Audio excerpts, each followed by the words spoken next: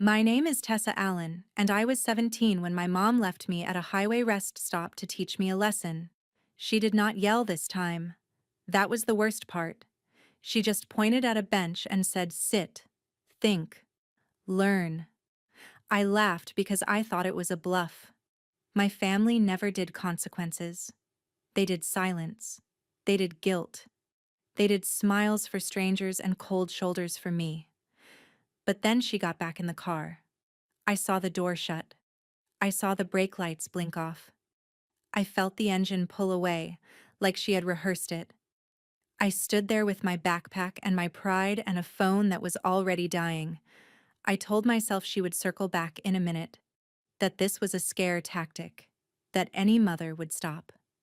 5 minutes passed. 10. 20. She never came back. When my screen went black, something in me snapped into place. If she wanted me to panic, I would not give her the satisfaction. If she wanted me to crawl back grateful, I would make my own way. So I started walking. 6 miles along the shoulder, counting my steps so I would not count my fear. Cars blasted by close enough to shake my hair. I kept my eyes forward and my jaw locked, because the moment I cried, I knew I would not stop. I did not hear from them after that. Not for years. I grew up fast, built a life that could not be taken from me, and told myself the past was over. Until yesterday, when a baby shower invite arrived with their names on the return address. I ripped it in half. And that is when the real lesson began.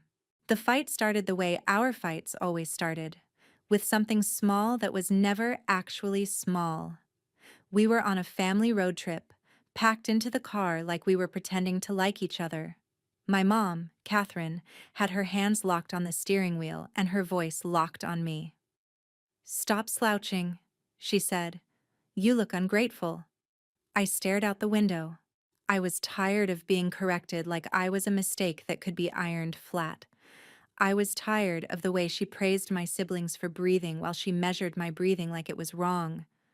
I said, "I am not slouching. I am sitting." She glanced at me like I had insulted her in public. "You always have to push back. Why cannot you just be pleasant for once?" That word, pleasant, was her favorite weapon. It meant quiet. It meant obedient. It meant invisible. I felt something hot crawl up my throat. "Maybe I push back because you keep pushing first," I said. The car got colder even though the air conditioner was broken. My little brother kept tapping buttons on his game console like he could drown us out.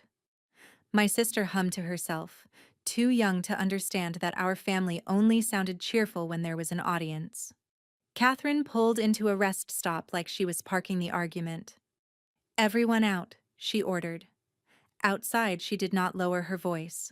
She never did when she thought she was right. "Look at you," she said. "You cannot even pretend to be happy. You embarrass me." I laughed again, sharp and bitter. "You embarrass yourself." Her face hardened. She looked past me at the vending machines and the families walking in and out, like she was making sure there were witnesses. Then she did something I did not expect. "Why do not we leave her here?" she snapped. Not to me, but to the air, like I was a problem she was tired of carrying. "Maybe a little space will teach you what it means to be part of this family." I said, "Fine. Leave me." I meant it as a dare. I meant it as a way to call her bluff. Catherine did not blink. She opened the back door, grabbed my backpack, and shoved it into my arms. "Sit there," she said, pointing at a bench under a light pole. "Think about what you have done. When you are ready to act like a member of this family, we will come back." I watched her walk away and I waited for the pause, for the moment she would turn around and say she was kidding. She did not. She got into the driver's seat. My brother did not look up. My sister stared at me with wide eyes like she was watching a movie she was not supposed to see. I stepped forward. "Mom, stop. This is crazy." Catherine looked at me through the windshield with that calm, controlled expression she used on teachers and neighbors. "This is consequences," she mouthed. Then the car rolled. At first, it was slow, like she was giving me a final chance to sprint and beg. Then she pressed the gas and the distance opened like a wound. I stood frozen on the concrete, my hands tight on my backpack straps, watching my own family disappear down the ramp. The first wave was disbelief. The second wave was rage. The third wave was fear that I refused to name. I checked my phone. One red bar. No charger. No cash. I walked into the restroom, splashed water on my face, and stared into the mirror like I could talk myself into being older, tougher, safer. I tried to ask a woman by the sinks if she had a charger. She looked at me, looked away, and said she was in a hurry. I tried the front desk, but the clerk said the payphone outside had not worked in months. I walked back outside and sat on the bench like my mom had ordered, because some part of me still thought obedience would summon her back. 5 minutes, 10, 20, no car. When my phone went dark, I felt the world tilt. I could stay and wait, praying my mother would remember she had a child or I could move. And the more I sat there, the more I realized something sickening. She was not going to come back quickly, because coming back quickly would mean admitting she had gone too far. So I stood up. I looked at the sign for the next exit and read the distance out loud like it was a plan. 6 miles, a truck stop, a gas station, lights, people. If I made it there, I could charge my phone. I could call someone who would believe me. I could stop being a lesson and start being a person. I tightened my shoelaces and started walking. The first mile was pure adrenaline. My anger kept my legs moving, and every time a car passed, I imagined it was my mom coming back. And I hated myself for hoping. By mile 2, the heat started winning. My shirt stuck to my skin. My throat felt like sandpaper. I kept my eyes on the white line so I would not look at the highway and picture my body on it. A horn blared and a truck roared past too close. I stumbled, caught myself, and felt my heart slam against my ribs. That was when I understood how reckless this was. 17 is old enough to argue back, but not old enough to be safe alone on a highway. I pulled my phone out again, even though it was dead, just to hold something that felt like a lifeline. I thought about turning around, going back to the rest stop, and asking strangers for help until someone finally did. But then I pictured my mother telling the story later. She will exaggerate. She will say you ran off. She will say you are dramatic. She will say she was teaching you responsibility. I needed proof. I needed my own version of the truth to exist outside her mouth. So I started taking mental pictures. The rest stop name, the time on the big digital sign at the ramp, the exact words she said. Sit there. We are leaving without you. By mile 3, my stomach cramped. I slowed down, forced myself to breathe, and tried not to panic. I made rules to stay alive. Keep walking. Do not accept help from anyone who makes your skin crawl. If a car stops, stay on the other side of the guardrail. If a man gets out, do not get close. I laughed once, just a dry little sound, because my mother would have called this paranoia. She would have said I was being difficult again. She never understood that I did not feel safe in her world, and now I did not feel safe in the real one either. Around mile 4, my feet started to burn. My sneakers were cheap, and I could feel blisters forming. I tried to think of something else, but my brain kept looping the same question. How could she do that to me? Not just leave me, but leave me with the kind of silence that said I deserved it. When I hit mile 5, I saw the truck stop sign in the distance, and relief hit so hard it almost made me cry. I swallowed it down. Cry later. Survive now. Then, just before mile 6, a semi slowed behind me. My whole body tensed. The truck stayed a few car lengths back, blinking its hazard lights, matching my pace like it was studying me. I moved closer to the guardrail and prepared to run. The truck rolled to a stop ahead of me, angled so it blocked the shoulder from oncoming traffic. The driver door opened.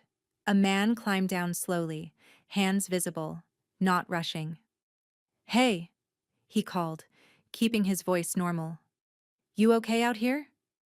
I did not answer. I backed up a step, ready to bolt. He nodded like he understood. "I am not getting closer. I just saw you walking and figured you might need water.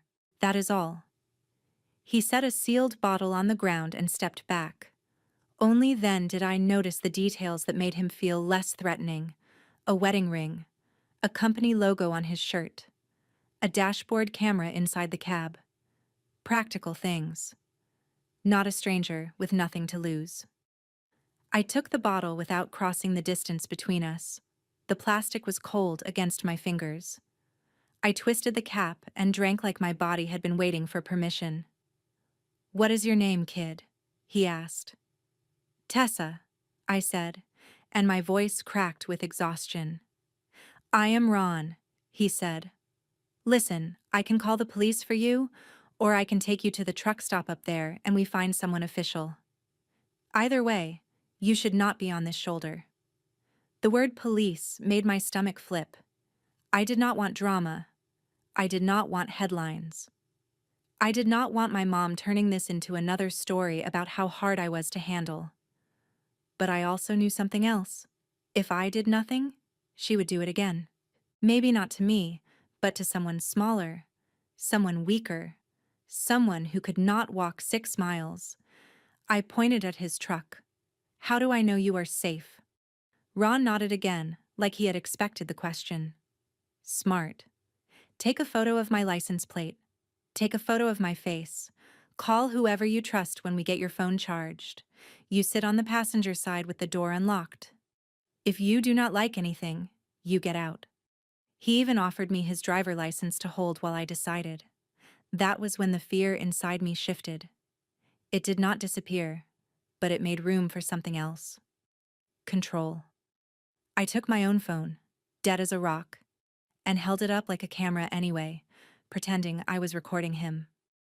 Ron did not protest. He waited. "Okay," I said finally. "Truck stop. No detours."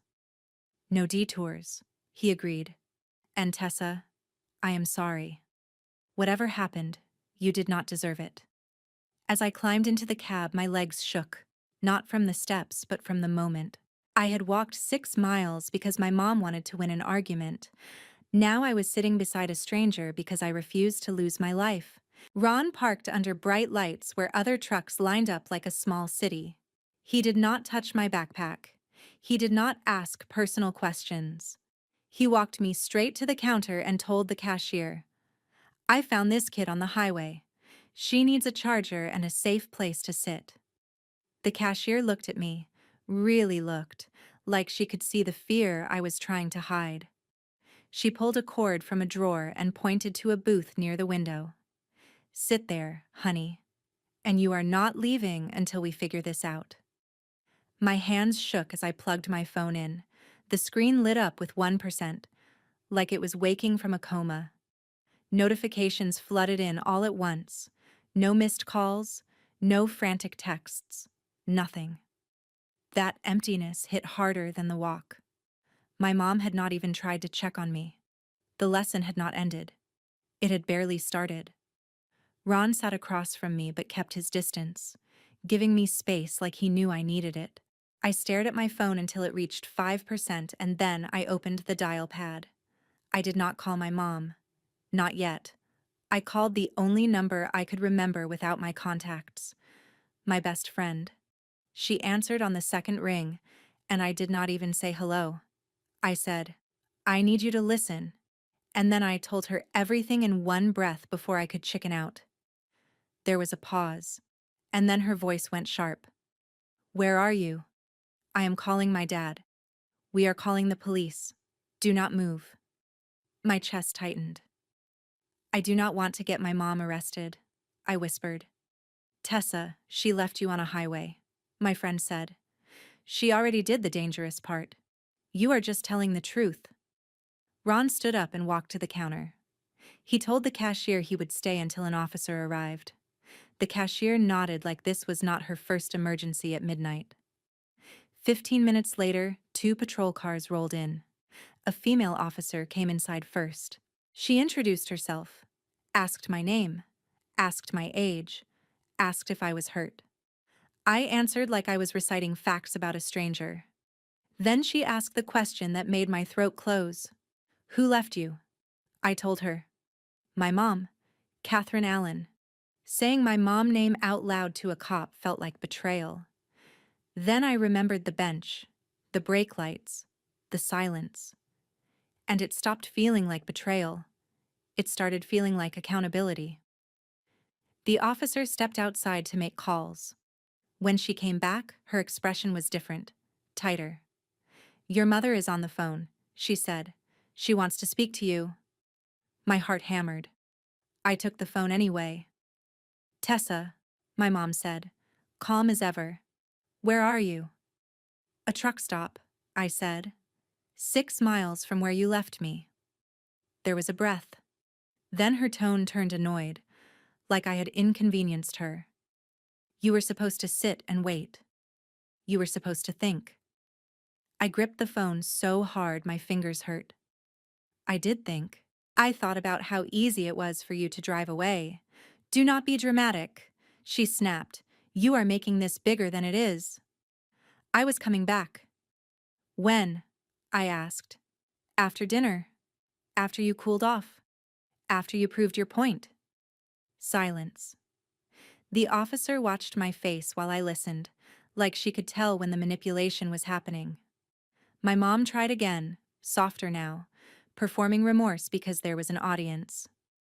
Honey, just come home. We can talk. You embarrassed me enough. That last line was a gift, because it proved what mattered to her. I handed the phone back to the officer. I do not feel safe going back with her tonight, I said, and I meant it. The officer nodded like she had been waiting for that answer. Okay, she said. We are going to do this properly. She asked if there was another adult I trusted, a relative, a teacher, anyone. I thought about the women in my life. Most of them were connected to my mom, loyal to her by default. But one name came to mind. Someone my mom did not control. Mrs. Harper, my art teacher. The officer called. To my shock, Mrs. Harper answered, and within an hour she was there, hair pulled back, eyes fierce like she would fight the world for me if she had to. When she hugged me, I finally let myself breathe. But as we walked out, I saw my mom's name written on a form the officer was holding. Child endangerment, investigation, report. And I realized something. My mom lesson was about power. She thought she could take mine away. Tonight, the power was changing hands. The next weeks were ugly in a quiet way. There were phone calls from numbers I did not recognize. There were messages that swung from sweet to furious when I did not answer fast enough. There were relatives I barely knew leaving voicemails about forgiveness, as if forgiveness was a bill I owed. The police report did not disappear the way my mom problems usually did. A social worker interviewed me at school. Another interviewed my siblings. My mom had to explain, on record, why she thought abandoning a minor on a highway was parenting. She tried to rewrite it. She said I ran out. She said I threatened to hurt myself. She said she was afraid. She said she only drove around the block. The officer had already checked the cameras at the rest stop. The truth was not flexible. Still, my mom did not apologize. Not once.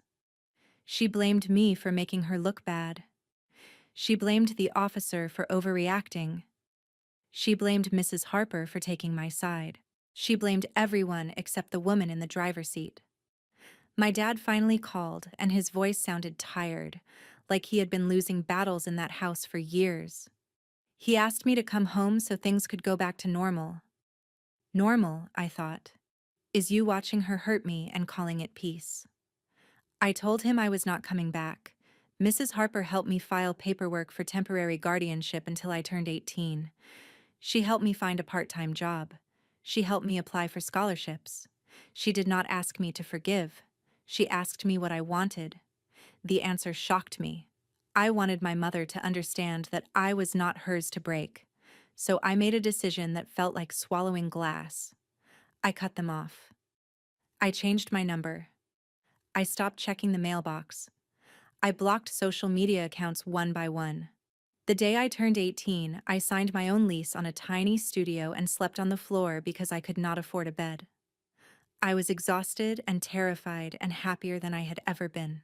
Years passed. College classes, late shifts, friends who became family, therapy that taught me a word my mother hated: boundaries. Every once in a while, I would hear a rumor through a friend of a friend. My mom telling people I was ungrateful. My mom telling people I was unstable. My mom telling people she did everything she could. I did not correct her. I let the silence do what it always did. It protected her. And then yesterday, after all that distance, a thick envelope appeared in my mailbox with handwriting I knew like a scar. A baby shower invite. Their names printed neatly on the return address, like nothing had happened, like they had the right to reach into my life whenever it suited them. I tore it up. I swept it into the trash. But later that night, I could not sleep, because one torn invitation had brought the highway back under my feet, and I realized I was done being a lesson. I was ready to be the one teaching it. Yesterday should have ended when I tore that invitation up and dumped it in the trash, but the paper did not stay dead. It followed me through the night like the hum of tires on a highway. In the morning, I fished the pieces out, smoothed them on my kitchen table, and stared until my eyes stung. Baby shower. Saturday, 2 p.m. An address I had not seen in years. Their names on the return label, printed like they still had the right to put a stamp on my life. My first instinct was simple: ignore it. Let them wonder. Let the silence do to them what it used to do to me.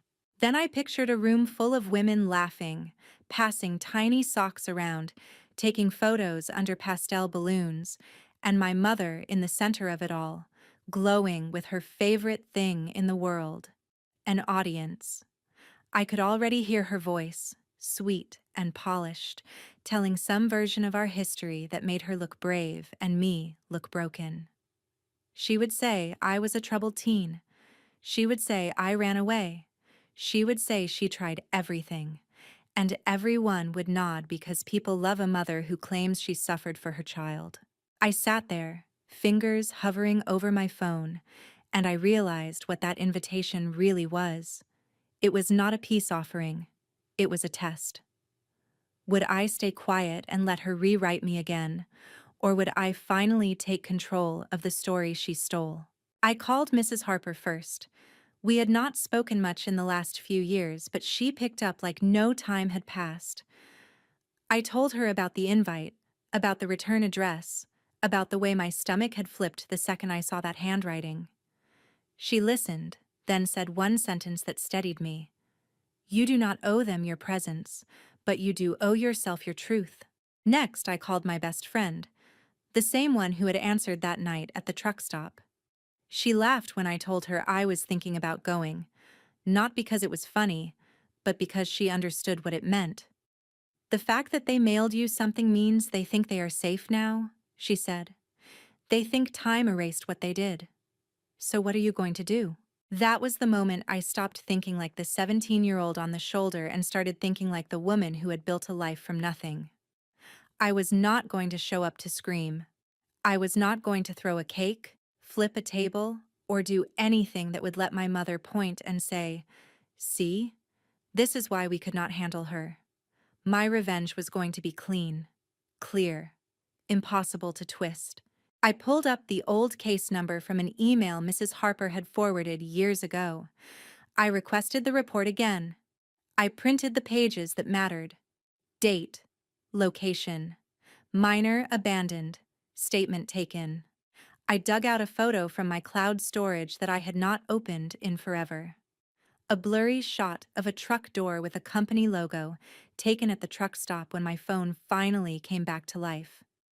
I had taken it without thinking, just proof that I was not imagining that night. Under the photo was a timestamp. Then I did something I had avoided for years. I searched their address online. The same house, same street, same perfect lawn that used to make neighbors say your family looks so nice. I stared at the map until the old anger started to rise. Then I forced it down. Not anger. Focus. I wrote a letter, not to mail, but to read. 1 page. No poetry, no begging, just facts and consequences. I practiced out loud until my voice stopped shaking. I rehearsed the moment she would try to cut me off, and I rehearsed what I would say back. You do not get to silence me anymore. I also planned an exit because revenge is pointless if you let it trap you again. I would go in. I would say what I came to say. And I would leave while I still had the power. Friday night, I barely slept. I kept thinking about the question I never answered at 17. If the people who raised you can abandon you so easily, what does family even mean? Saturday morning, I got dressed like I was going to a job interview, not a baby shower. Simple. Calm. I put the printed report and my letter into a plain folder. I did not wear anything that would make me look dramatic, because I knew my mother would be watching for any excuse. Before I left, I stood in front of my door with my keys in my hand and asked myself one last time if I was doing this for them. No, I was doing this for the girl on the shoulder who kept walking because she refused to beg. When I pulled up to the house, cars lined both sides of the street. I could hear music through the open windows. Laughter. The same laughter I used to fake. I sat in my car for a full minute, breathing, feeling my heartbeat thump against the seatbelt. Then I picked up the folder, stepped out, and walked toward the front door like I belonged there. Because the truth belonged there. The moment I rang the bell, I almost turned around. Not because I was scared of my mother, but because I was suddenly aware of how easy it would be to keep living without this. I had survived without closure. I had built strength without apologies. But then the door opened and I saw a face I had not seen in years. My sister Ava stood there, visibly pregnant, cheeks flushed with excitement, one hand holding a ribbon. Her smile started, then froze, like her brain could not decide if I was real. Tessa, she whispered. Hearing my name in her voice cracked something inside me. I had not come for my mother. I had come for this. For the next generation. For the chance that the family pattern would stop here. Behind her, the living room was crowded with women holding gift bags and paper plates. Someone squealed, thinking I was another guest. Then my mother appeared, gliding forward with a hostess smile so practiced it could have been stitched to her face. Catherine stopped when she saw me. For a second, her expression slipped. Just a flash of shock. Then it snapped back into place. Tessa, she said softly, like she was performing concern. You are here. Ava turned to her. Mom, you did not tell me she was coming. Her tone carried confusion and something sharper underneath, like she had just realized the invitation was not as innocent as she thought. My mother looked at Ava, then back at me, and I could see the calculation in her eyes. She was deciding how to control this. She reached for my arm like we were close. I stepped back before her fingers touched me. I am not here to ruin your party, I said, loud enough for the nearest group to hear. I am here because you invited me, and because I will not be your secret anymore. The room went quiet in that fast, unnatural way, like someone turned down the volume on everyone at once. My mom's smile tightened. This is not the time, she murmured, her voice still gentle. Please do not do this. I looked around the room. Faces turned toward me, curious, wary, hungry for context. I felt the old urge to shrink, to apologize for existing. It passed like a wave, and then it was gone. This is exactly the time, I said, because this is a room full of women celebrating motherhood. And I need you to hear what kind of mother you were to me. My dad was there too, standing near the kitchen doorway. older than I remembered, eyes tired in the same way they had sounded on the phone years ago. He took a step forward like he wanted to stop me, then stopped himself. He knew.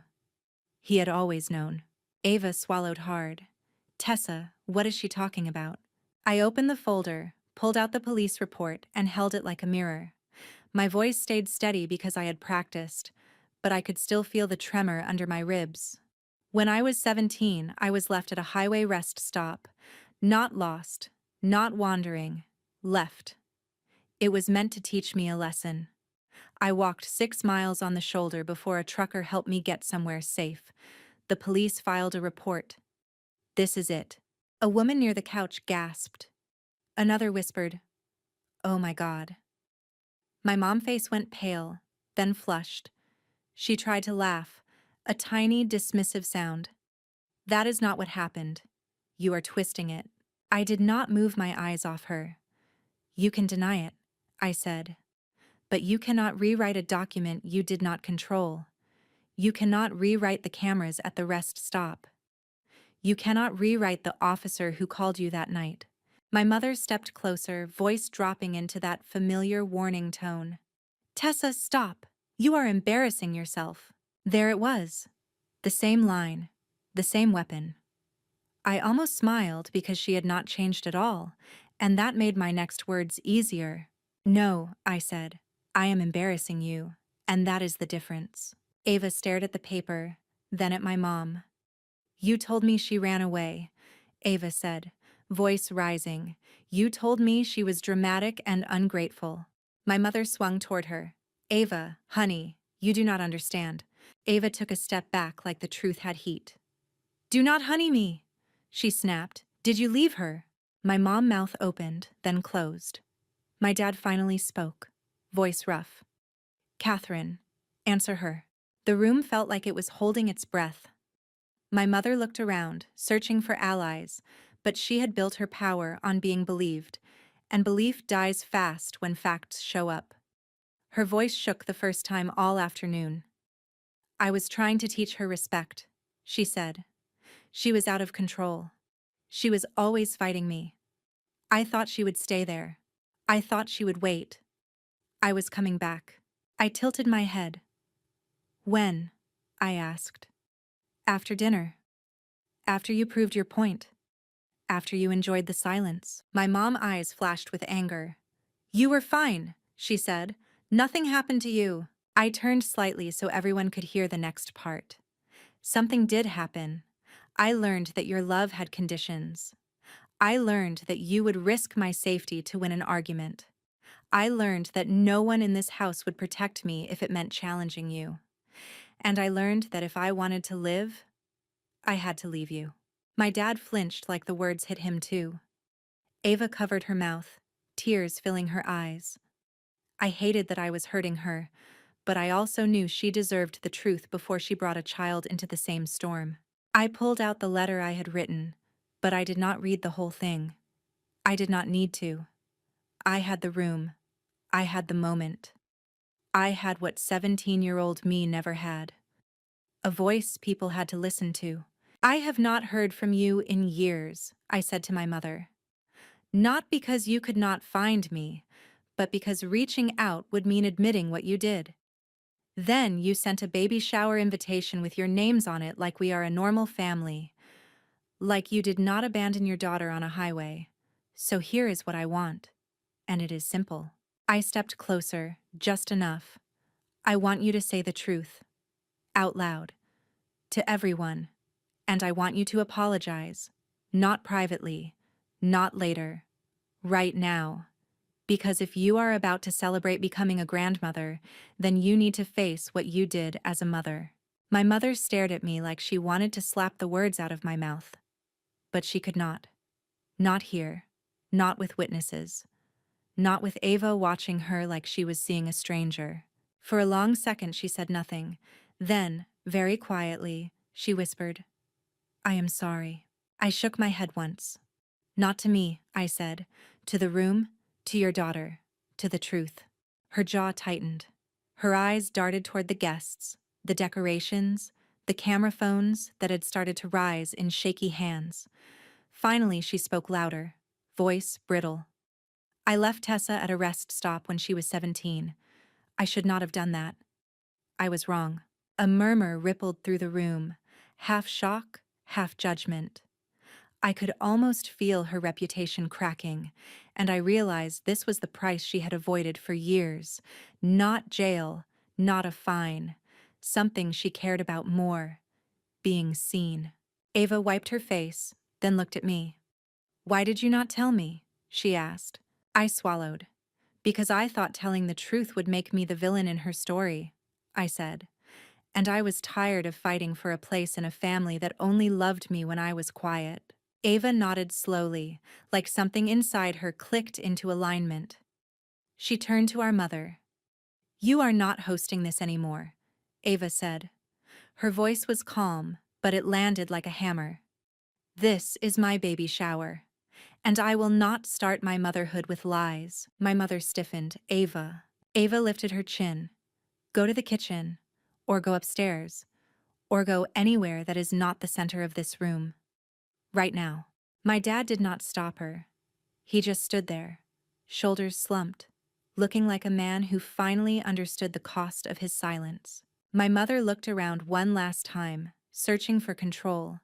Then she walked away with rigid steps, passing the gift table like it was a stranger. People watched her go. No one stopped her. That was the real revenge. Not my words. The way the room decided she could not hide anymore. I could have stayed. I could have basked in the moment. I could have demanded more, but revenge is not about dragging the past forever. It is about cutting the cord. I closed the folder, held it against my chest, and looked at Ava. "I did not come to take your day," I said. "I came to make sure you did not raise a child in a house where abandonment gets called a lesson." Ava stepped forward and hugged me carefully because of her belly, but tightly enough that I felt her shaking. "Stay," she whispered. "Please. At least for a little while." I shook my head gently. "Not today," I said. "Today I needed to do one thing and I did it. But I will meet you tomorrow. Just us. If you want?" Ava nodded, tears slipping down her cheeks. "I want that." As I walked out, my dad followed me to the porch. "Tessa," he said, "I am sorry." I looked at him, and for once I did not soften to make him comfortable. "Sorry does not rewind a highway," I said. "It does not undo 6 miles, but it can change what happens next. Do better for Ava. Do better for that baby." He nodded, eyes wet. "I will try." I got into my car and drove, not home at first, but to the edge of town where the highway signs began. I did not plan it. My hands just turned the wheel like they remembered. When I reached the rest stop, it was smaller than my memory, almost ordinary. Families came and went. Kids ran to the vending machines. A woman laughed as she adjusted a toddler's jacket. I walked to the bench under the light pole.